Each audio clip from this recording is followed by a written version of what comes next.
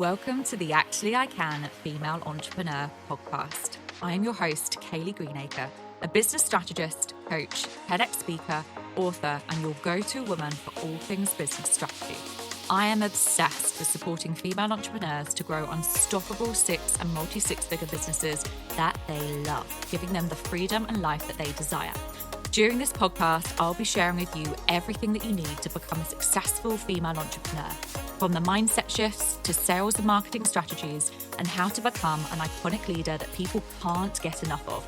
It is my mission to help you stand out, attract your dream clients and customers, and sell out of your offers with ease whilst building the business and life of your dreams. Let's make this your reality, ladies. Hello, ladies, and welcome to another episode of Actually I Can, the Female Entrepreneur podcast. And I am joined today by the fabulous Nicola Rowley, who is a formula journalist and PR expert. And in this episode, we are going to be diving into how to leverage PR as a female entrepreneur.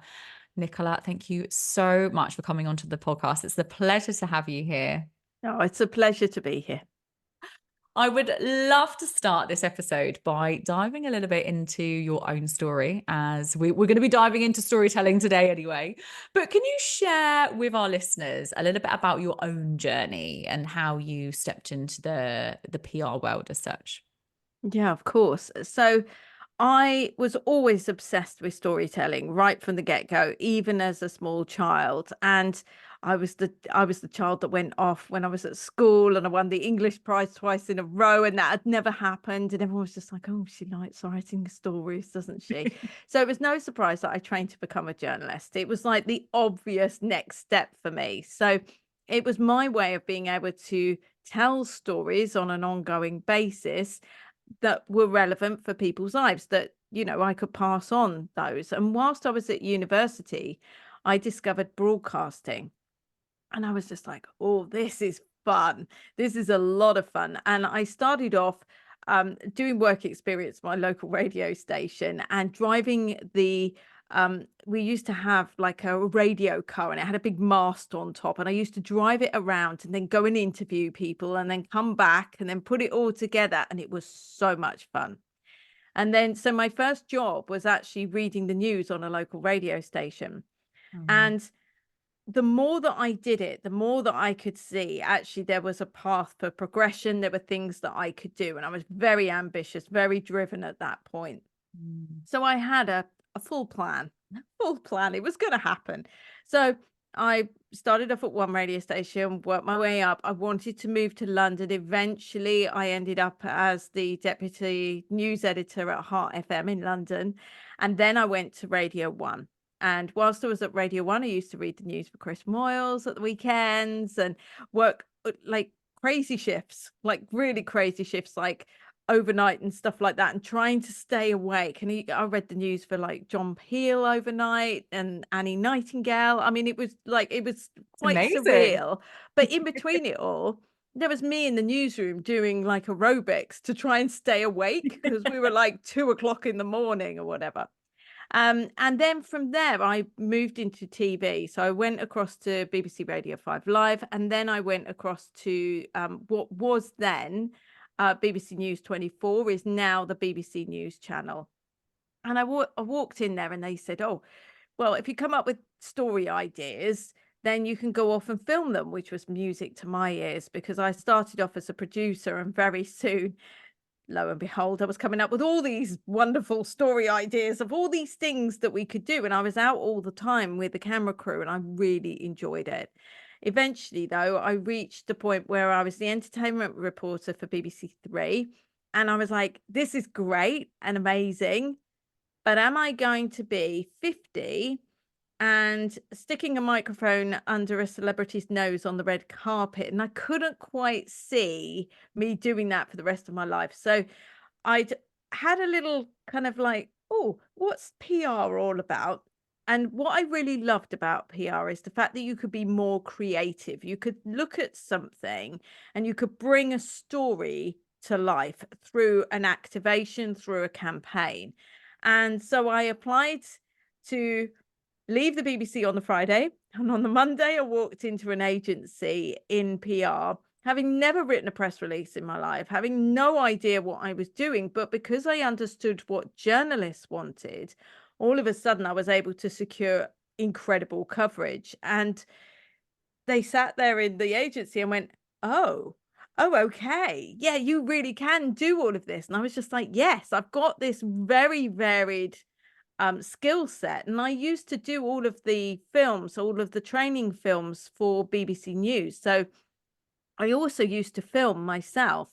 I'd go round and produce all of these really creative, really out there films for journalists to actually learn how to do certain things. So, like, and they've been commissioned by like the head of BBC News. So I had this incredible skill set, but there was a point, and it always comes to a point, but I didn't feel like I had enough. I can't really explain it. There was something missing.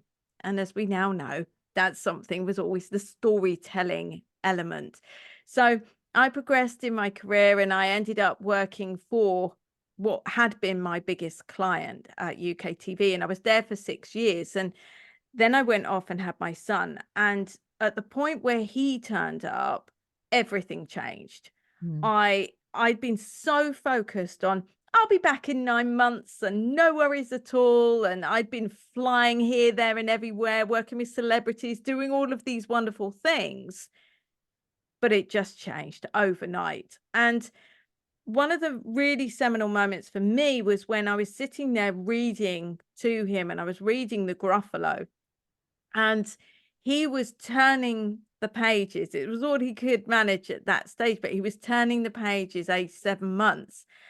And I just saw the delight that he got from looking at the illustrations, hearing me read, like talking and everything else. And I was just like, I had planned to use my maternity leave to go off and write a book. And the book was going to be aimed at mums. It was very much, it's a lovely story. And I've still got that story within me. I still need to write that story.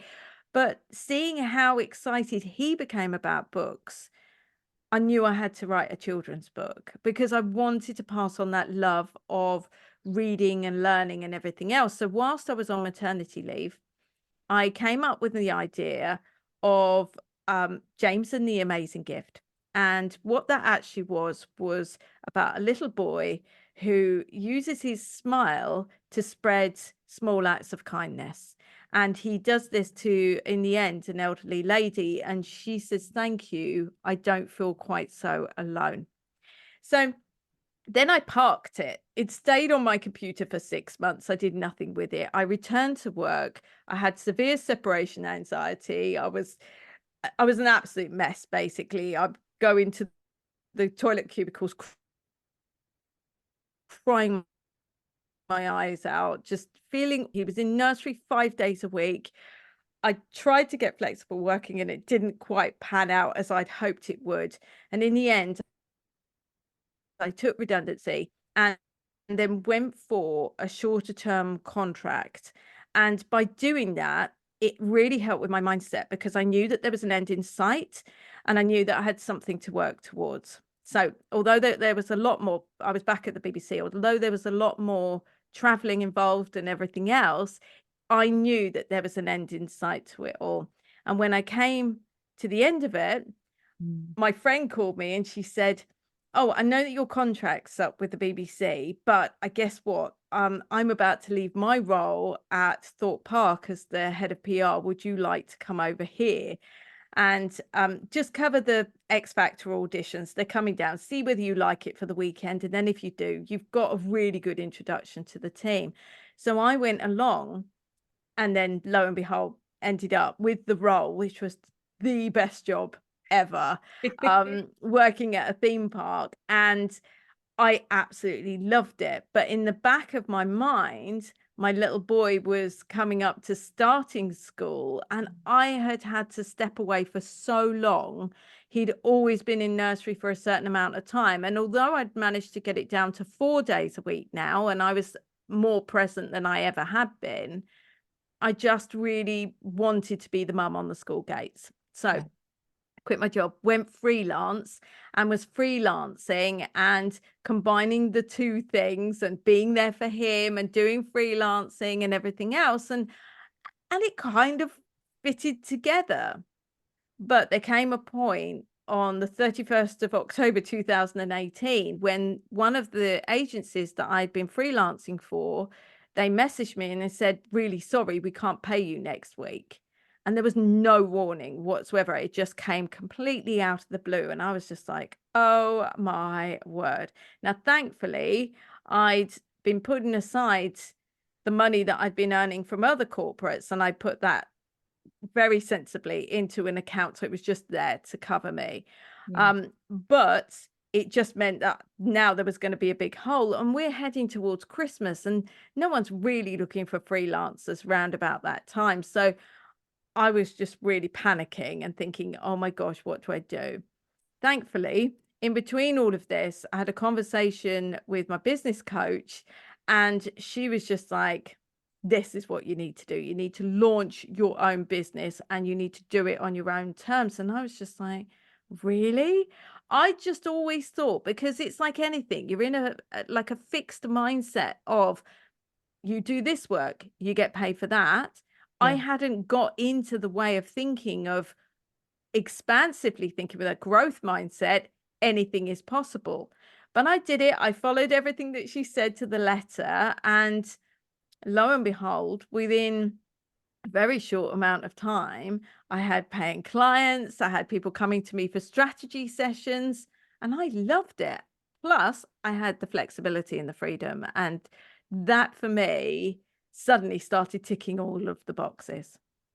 And I think there's something in building something from scratch for yourself and working on your terms, having that flexibility and freedom, which is, to me especially, is more appealing than it is to make £1 million.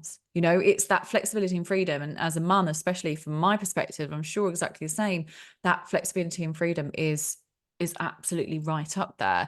And I know that so many of our listeners are working towards building their businesses, growing their businesses, and all working towards that flexibility and freedom.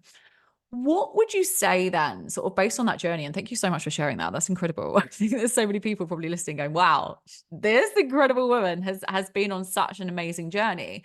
What was the moment then that you, because obviously you've worked with different companies, you've obviously gone through all of that route. Was there a particular moment where, you know, other than your business coach saying to you that you thought, I really want to do this on my own. I'm absolutely going to go for it and create my own business. It's really interesting. I think when I left UK TV, I went to see it was like a careers coach, and she sat down and she looked at my CV, and I said, because I don't know what I want to do next. Like I want to do something, but I don't think that I'm ready to just walk away from the corporate world. And this was before I took the contract to the BBC. And she looked at me and she said, I think there's almost like you need closure. So you need to be like a head of wherever it is so that you can say, I got to that point because you've worked really hard up till now. I needed to be able to do that before I could actually then step away and feel like, yes, now I can do it by myself. And it's like anything, when you start building something yourself from scratch, you're kind of feeling your way to a certain extent. You may have a strategy, you may well know what it is you need to do, but you're taking tentative steps and trying to work out what's going to work and what's not going to work. What I had done, which was very sensible, was I'd been in the online space from 2015, and I literally have built relationships, and I built a lot of connections and a lot of speaking to people, finding out how they are. I'm very much a people's person. And so if you put me into a room with people, I will happily walk up to people and say, hey, I'm Nicola. How are you today? What's going on with you? And I'm a really good listener as well. And I think that really helps because people always feel well, they always say to me anyway that they feel seen and heard when we've had a conversation. And I think that that's really important, because we all need to feel seen and heard on whatever level that is. And once I'd done like 1 or 2 strategy sessions with people where I help people actually work out what their stories are, more people were talking about it and going, actually, she's really good at like being able to pull together your stories or find the angles that will actually appeal to journalists. Because I constantly come to everything with 3 hats. So I come to like any conversation with my journalist hat on, my PR expert hat on, but also my business owner hat. So by combining all 3 of those, it makes sure that the journalists get what they need, the business owner also gets what they need, plus it kind of ticks all the boxes in terms of the media coverage as well, providing people meet you along the right way. The one thing to say about PR, and sometimes we think, oh gosh, once I get into a magazine, or I do this, then everything's a kind of given. You have to PR your own PR. And a lot of people forget about that. So they kind of just think, oh, if I just put one post out on Instagram and say, I'm covered in, this magazine or this publication, that's it. That's all you have to do. You don't. You have to talk about it. You have to bring your audience along the way with you, show them the journey that you've been on. It's all of those things. And that is where strategic storytelling really comes into its own. So the moment, I think there were a few moments, but I think I had to have that closure first for me before I could then take that leap and start doing my own business and running it my own way. Amazing. Thank you so much for sharing that. I want to dive into this storytelling because I know it's something you're so passionate about, and you've already touched on it a little bit there. So in terms of PR and storytelling, and we'll dive into sort of both throughout the episode, but how important then is storytelling through PR? And are there any tips that you could potentially give our listeners in terms of crafting compelling stories? It's 100% vital. And it's not only vital in terms of PR, it's vital in terms of your business. So every single thing that you should do, whether you're sending an email, whether you're putting out a social media post, whatever you're doing, it has to be wrapped into a story. Why? Because we are hardwired to receive stories, to communicate through stories. And just think about, if you go along to a dinner party with your friends, at the end of the day, the thing that you will take away the most are the anecdotes and the stories that you have heard that night. And those are the things that you then go on and repeat to others, providing you can, of course. But those are the things that always stay with you. And it's the same for your audience, or it's the same for someone that's coming across you for the very first time. If you are good at telling stories or taking people on a journey or showing them where you are or whatever else it is, they will want to follow you more. And the more that people follow you, we've heard about the know, like, and trust factor. Yes. Well, the most important of those, of course, is the trust factor. And the trust comes from building consistency, which is something I know that you talk about all the time, Kayleigh. Consistency, but showing up in the right way and taking everyone with you. And when you start securing media coverage and the kind of media coverage in the magazines and the publications that you want to be seen in, you can then start using the logos from those publications on your website. So you can have as featured in Woman and Home and Platinum Magazine and, wherever else it is, the Daily Telegraph and the Guardian. And what that does is when someone clicks onto your website, they can literally look at it and go, whoa, hang on a second, this person has been featured in these publications. They won't understand how it works. 99% of the population do not understand what it has actually taken for you to get those trust tags, those media trust tags onto your website. And as a consequence, they immediately think more highly of you, because you're not going to be featured in those publications unless you have something of note to say, unless your story is of interest. And that's absolutely true. Now, if you hit the real sweet spot, which is they are an avid reader of, say, something like Prima magazine, and they love Prima magazine, and they've been reading it for years and years and years, and you were quoted in that magazine as an expert, you're synonymous with that publication. And so then, therefore, the trust has just gone through the roof. And it's remembering that that is the most important thing. But it's about looking at your story, working out what the potential angles are that will appeal to journalists, because journalists work in stories.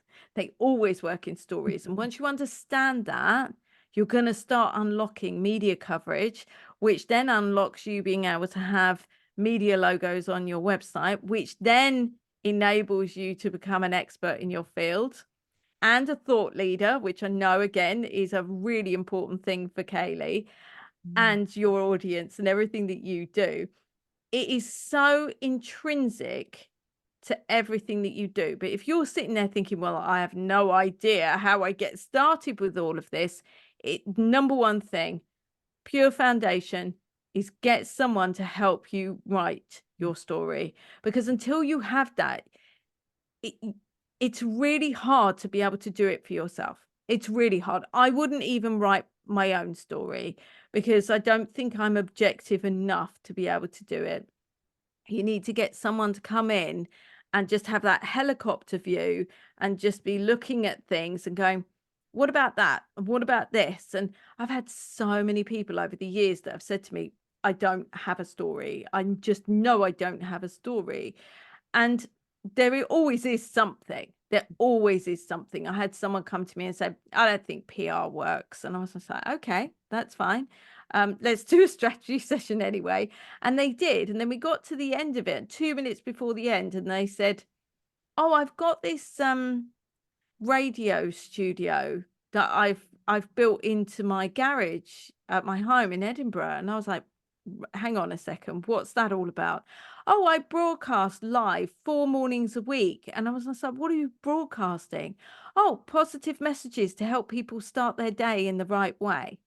How many listeners do you have? And at the time, I think she had 10,000 listeners a month. And I was just like, that's your story right there. And she was trying to get her name out there to become a social media, someone that could help like people with their social media. And I was just like, well, then it's all about communication, isn't it, for you? And she was just like, oh, I just didn't see that. And that's the thing. It was all about communication. But because she'd transformed her her garage into a radio studio, and she'd done it professionally and it looked incredible. Heart Song Live, I think, is the radio station in Edinburgh, and it's now the #1 digital radio station in the city.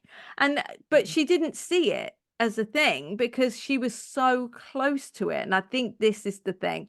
It's finding out the story, understanding the angles, and then from there you can also work out your messaging. And it is absolutely foundational for everything in your business. And I can completely back that up, because and for all my listeners, I've worked with Nicola. She's incredible at what she does, by the way. And even when I came to you, Nicola, it's last year, beginning of last year, I think, actually. And I remember saying to you probably something similar. I was like, well, I've got some things, but I don't think it's as good as other people's stories, because I haven't had anything really dramatic happen in my life, or I haven't gone from X to Y. And Nicola was able to pick out the most incredible angles for my story, as well as write my entire story. And you're right, it's really supported me in then creating content and telling my story to my audience. And now I get so many messages all the time from people saying, I didn't know that about you, or I've really connected to you because of that. And that helps so much with, like you said, going back to that know, like, and trust factor. Building that trust is so important. So, even just myself working with you last year was incredible, and it got me in an awful lot of publications and supported to share that story on a much greater level. So I absolutely echo exactly what you said there. I think it's so important. So is there any advice that you'd give? Because again, I'm sort of taking myself back to that time when I first reached out to you, Nicola. And I was like, I don't have a story. I don't know. I don't know what my story would be. I don't really understand. And I definitely understand that. And I would say it's really important to get help, to get the support, to reach out to yourself or someone else that can really help you. What about those that are maybe starting out and they're at the very kind of beginning and they want to share their story, but maybe they can't quite afford sort of the PR expert support? What advice could you maybe give to the sort of the people at the beginning stages? Well, I am going to say this because, like, obviously I would, but I would read my book, The Power of PR, because that it's going to take you through every single stage. It's going to break it down for you in a really easy to understand way. And Mm, there's an exercise in there where you can pull out angles for your story. So if you can't invest anything more than $7.99, $10.99, whatever it is on Amazon at the moment, I would go on and get that, because it really will help you. And to help you along the way, I share my story at the start of the book as well. And you can download it on Audible as well. It's available as an audiobook. And that was really important to me, that people can access the book in different ways, because people learn in different ways. Sometimes we're visual learners, sometimes we're audible learners. Like, we just take on information in different ways. But what I've had from writing that book and just really laying it out in a very easy to understand kind of step-by-step approach, the number of people that come to me and say, I want to work with you, but I want to work with you because I read your story. mm, And it literally is what you were talking about there, in terms of it's resonating with something in that story, and resonating with that one little thing, that they can see themselves in what you've said, or they've had a similar experience, or they've, like, they can just see that you are like a certain way with people, or whatever else it is, and they just want to find out more.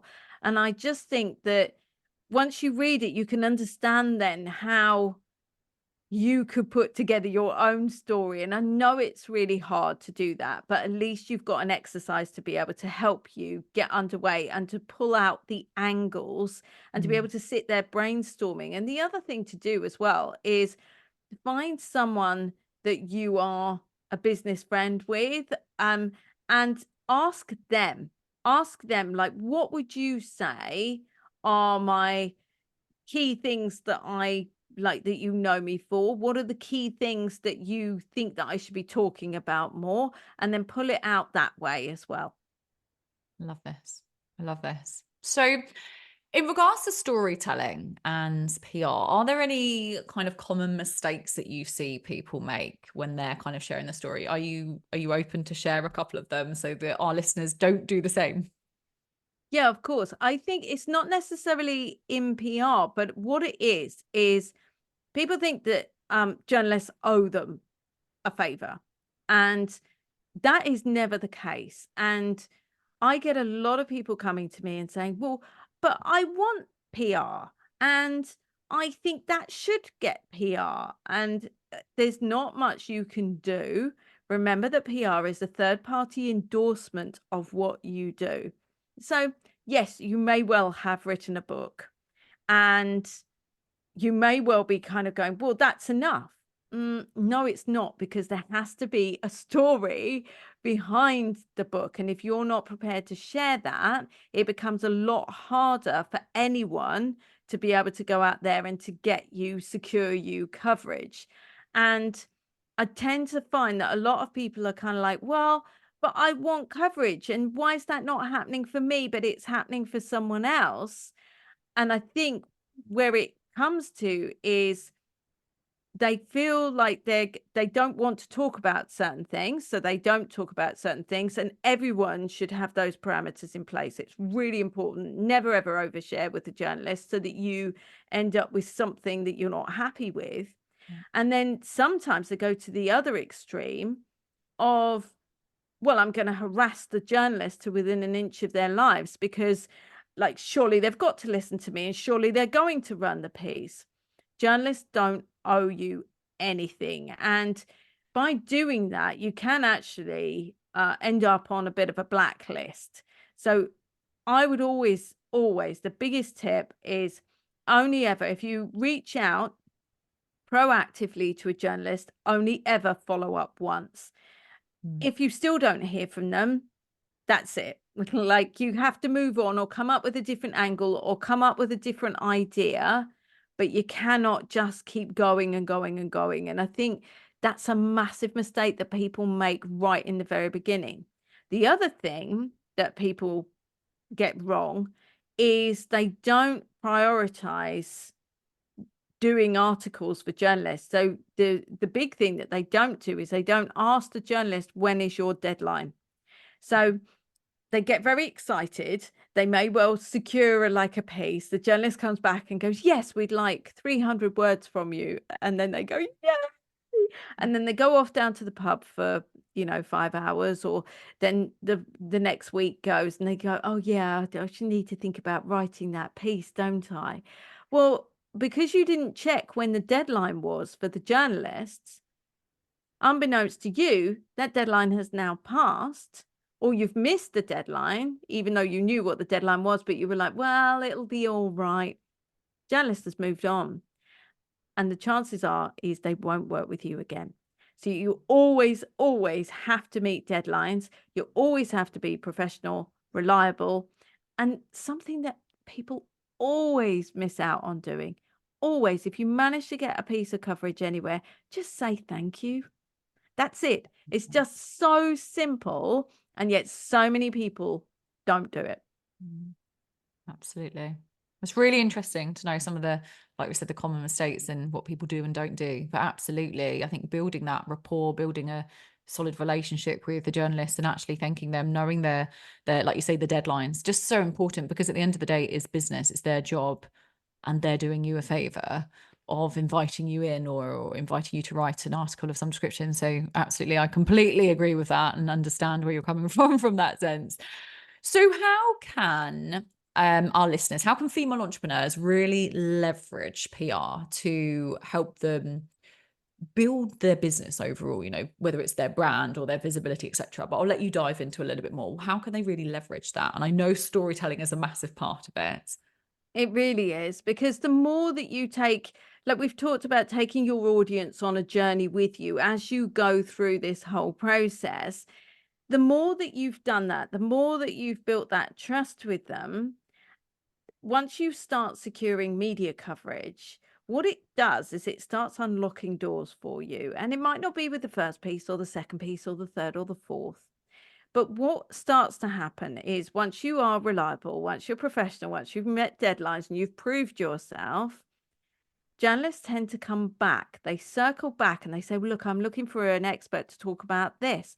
Now, they may well work for one publication at that moment in time, but eggs are eggs. They're going to move and they're going to go elsewhere. And when they do, they take you as a contact with them. And lo and behold, you end up then being quoted in that new publication. And it really is a case of nurturing connections and building those relationships. And there is nothing more important than to do that. And people say to me all the time, oh, hang on a second. And these are other PRs coming to me. And they say, how do you get journalists to come along to your events? How comes they all turn up and they're there so you can introduce them to members of your community? And I'm just like, well, because I've taken the time to build those connections, build those relationships, and I look after them all the way through. And we had an event that took place in June called Impact Live.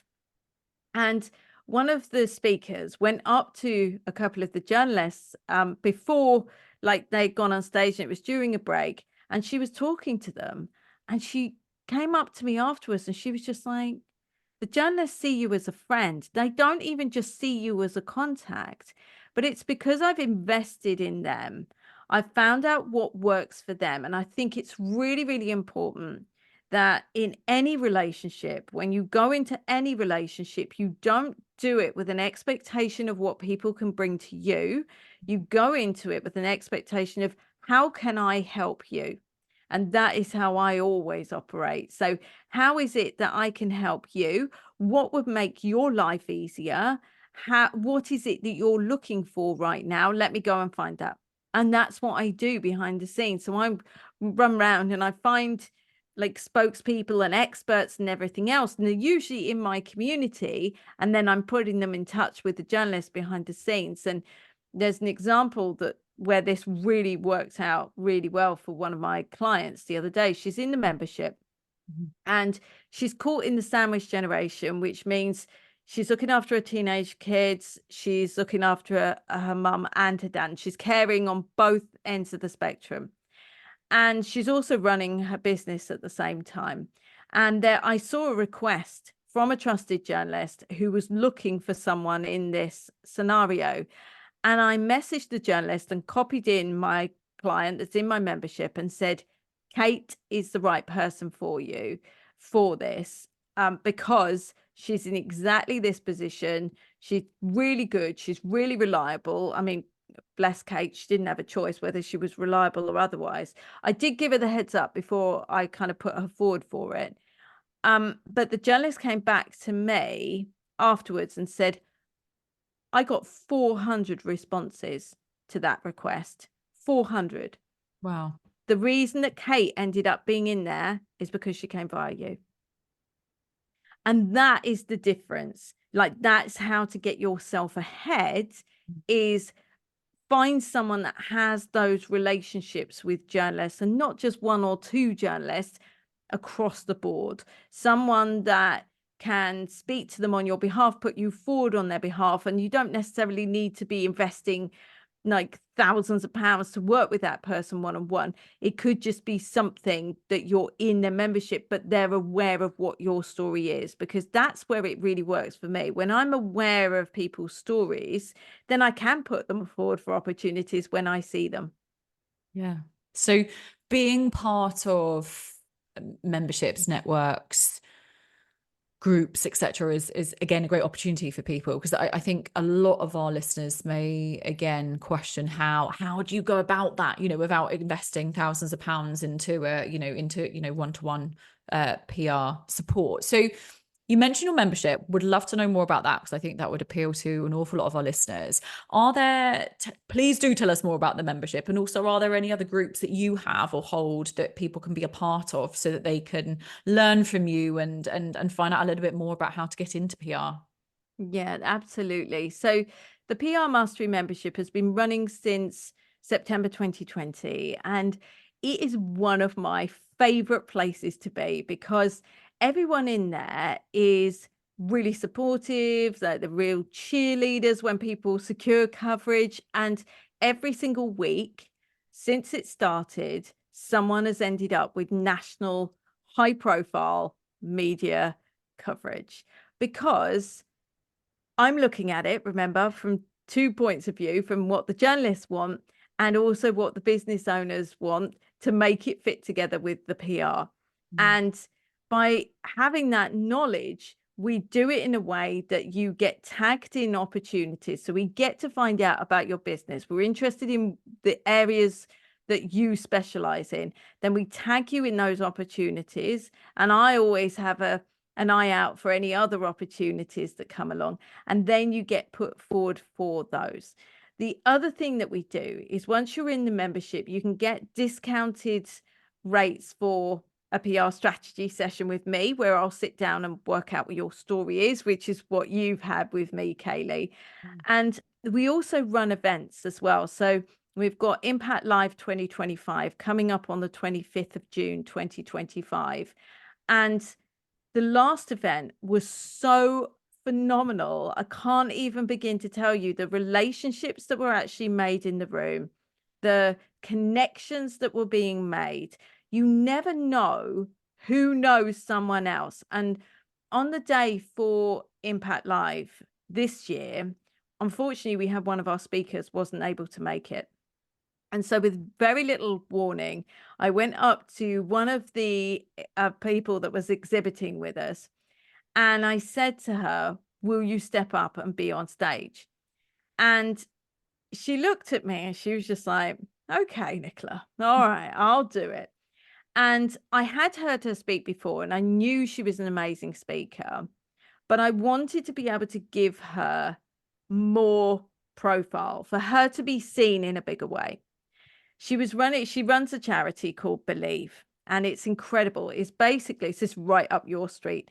She is inspiring young girls to learn to believe in themselves, to really go on and thrive and everything else. Anyway, she stands up on stage, and as a result, she ends up with a lots more entries into her raffle prizes that she was doing on the day. But then she also ended up with a lot more people putting their names forward for mentors. Mhm. But unbeknownst to me, in that room, there was also someone who dealt in property and was able to provide her with a property where her girls could go during their summer schools that they were planning to do. That for me is why I do what I do, because Impact Live is all about the impact. And when you look at the ripple effect that you're able to have through PR, when we talk about PR all the time, but I actually think that the power of PR, the true power of PR, is the impact you can go and have through telling people what it is you do so that you can solve their problems. It's never about us. It's never about, hey, look at me. It is about raising that awareness so you can change other people's lives. And when you look at it that way, you'll never be scared to get visible through PR again. Love this. Absolutely love it. The power of conversation, connections, being in the room with others. It's amazing, isn't it? And like you said, even giving that story or showing that story, you never know who you're going to have a conversation with or connect with on that day. I love that. And again, if you are listening to this, make sure you get yourself a ticket when Nicola officially announces there. Oh, they're out. They're They're on out. sale Go and now. get yourself a ticket. Her events Yeah. are incredible, and it will honestly, it's just such a great opportunity. So please do head over and connect with Nicola. Before we give the details of where people can find you, Nicola, I would love to know, what is your final piece of advice that you can give our listeners today? I think that the biggest thing that anyone can tell you is that you need to dream as big as possible. You don't want to put any limitations on yourself. And my favorite quote of all time is by Audrey Hepburn. And she says, "There's no such word as impossible. The Yeah. word itself says, I'm possible." Take that with you wherever you go, because you really are. And you can do and be and have anything if you dream, if you believe in yourself, and you take the action to get you there. And I know that that ties in with a lot of what you teach people anyway, Kayleigh. And it is so important to have that belief in yourself and to dream as big as possible, but take people on that journey with you. And they'll never want to go anywhere else because they're enjoying being in your world and getting to know you. Amazing. Such great piece of advice for all of our listeners. Thank you so, so much. And to finish off, I ask all of my guests this one question. What is your one word of the year? It has to be impact. It Yeah. has to be. It was the first year that we'd run Impact Live. But for me, impact is it's everything. It's about looking at what we're doing in the world and how we're lifting other people up and how we're spreading that kindness. I just think that it's everything, really. If you can impact one person's life, then you're doing a good thing. Amazing. I love that word, impact. Such a powerful word. Such a powerful word. Thank you so much for being our guest on today's episode, Nicola. It's an absolute pleasure, or has been an absolute pleasure. Where can our listeners find and connect with you? I'm on Instagram at Nicola J. Rowley PR, and I've got a free Facebook group called the Communications Community. So head on over, come and say hello. Let me know that you've joined via Kayleigh's podcast, because it's always lovely to know where people are from. And yeah, those are the two main places. And you will see me talking about the PR Mastery membership and Impact Live and all of those kind of things. You can find the links for there. Amazing. So go and give Nicola a follow, go and connect with her, say hello. She is incredible at what she does. I can highly recommend. And like as always, it's been an absolute pleasure to have our conversations, Nicola. And thank you so much for sharing with my listeners today. And thank you to everyone who's joined us on today's episode. Please don't forget to rate, review, and subscribe to the podcast. And I will see you again next time. Thank you for tuning in to the Actually I Can Female Entrepreneur Podcast with me, your host, Kayleigh Greenacre. If you are ready to build, grow, and scale your dream six-figure or multi-six-figure business, then head to our website now for more information or connect with me on socials to see how you can create your dream business and dream life.